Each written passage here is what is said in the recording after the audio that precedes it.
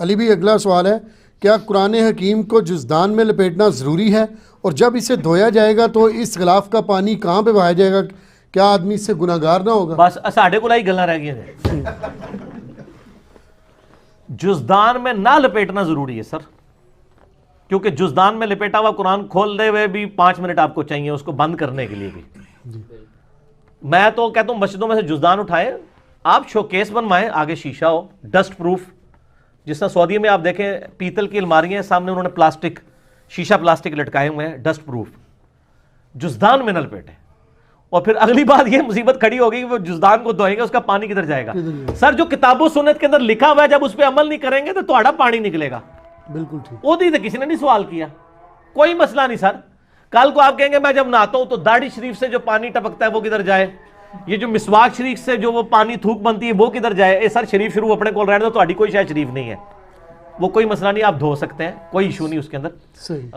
علی بھائی درود ابراہیمی افضل ہے یا کوئی بھی مختصر ترین درود بھی پڑھ سکتے ہیں؟ مثلا صلی اللہ علیہ وآلہ وسلم یا اللہم صلی علی محمد وعلی آل محمد، یا کوئی دوسرا درود خضری یا درود قادریہ وغیرہ وغیرہ؟ اے تے تو کولوں لا رہے ہیں قادری اور خضری، انہاں دا کیا تعلق ہے درود شریف نال؟ درود شریف تو وہی ہیں جو نبی علیہ السلام نے تعلیم فرمایا۔ میں نے درود شریف پہ ڈیٹیل لیکچر دیا، مسئلہ 56 آپ یوٹیوب پہ لکھیں، درود و سلام کے صحیح فضائل اور صحیح سوال ہے، احکام۔ کیا کسی کا وائی فائی اس کی اجازت کے بغیر پاسورڈ کھول کے استعمال کر سکتے ہیں؟ سبحان اللہ، بڑا چنگا کام کر رہے ہو۔ وہ کوئی سوال پوچھا کرو یار، تانوں نہیں پتا؟ مجھے جب یہ سوال پوچھتے ہیں میں اسے پوچھتا ہوں یار تسی دسو نا۔ اچھا یہ مسئلہ آ رہا ہے، وہ اس دن شیخ رشید صاحب جو ہمارے ریلوے کے منسٹر ہیں نا، وہ بتا رہے تھے کہ وہ بڑے بڑے اسٹیشنز کے اوپر نا انہوں نے وائی فائی فری کر دیا ہے، تو تاکہ وہ لوگ انتظار کر رہے ہوتے ہیں ٹرین کا تو فارغ بیٹھے ہوتے ہیں، پہلے لوگ کتابیں پڑھتے تھے، اب وہ چھتر موبائل نکال کے یوں کرتے رہتے ہیں۔ ٹھیک ہے، چھتر میں اس واسطے کہنا کہ میرے کو نہیں ہے نا، میں یہ نہیں کہ میں غریب ہاں، میرے کو 500 والا موبائل، سکون دی زندگی۔ اچھا وہ چارجر تو پچھلی گورنمنٹ نے لگوائے تھے، انہوں نے کہا ہم وائی فائی بھی دے دیتے ہیں تاکہ بیٹھ کے یوٹیوب دیکھیں۔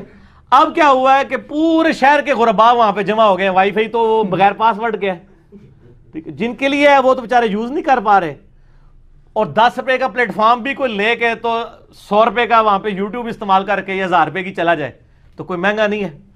اب وہ کیا پتہ لگتا ہے پلیٹ فارم پہ کوئی بندہ بیٹھا ہو گیا جی میں ٹرین آنی ہے انتظار کر رہے ہیں، وہ لنگ جائے اس تو اگلی کا انتظار کرنا شروع کر دے۔ تو اس طریقے سے لوگ جو ہے نا وہ یعنی پاسورڈ یوز یعنی کر رہے ہیں، یہ حرام ہے۔